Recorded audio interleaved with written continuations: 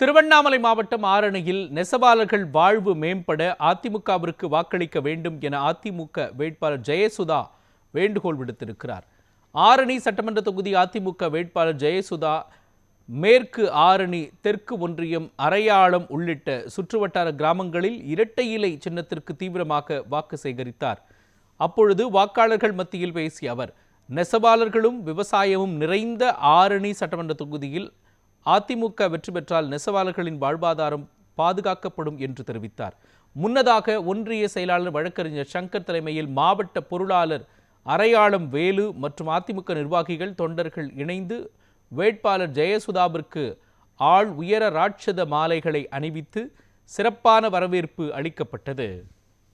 முதலமைச்சராக பொறுப்பேற்கின்ற போற்றலுக்குரிய அண்ணன் எடப்பாடியார் அவர்கள் போடப்போற முதல் கையெழுத்து என்னன்னு தெரியுமாமா உங்களுக்கு? சொல்லுங்க. இங்க இருக்கிற ஆண்கள் சொல்ல வேண்டாம், பெண்கள் சொல்லட்டும், சத்தமா சொல்லுங்க. எத்தனாயிரம்? அம்மா சொல்லுங்க. 2000 இல்ல, 10,000 சொல்லுங்க. 10,000 ரூபாய் முதல் கையெழுத்து. தமிழகத்தில் உள்ள ஒட்டுமொத்த குடும்பங்களுக்கும் ஏழை பணக்காரர் என்ற பாகுபாடு பார்க்காமல், இந்த கழகத்தை சார்ந்தவர், அந்த கழகத்தை சார்ந்தவர், இந்த கட்சியை சேர்ந்தவர் என்ற பாகுபாடு எல்லாம் பார்க்காமல்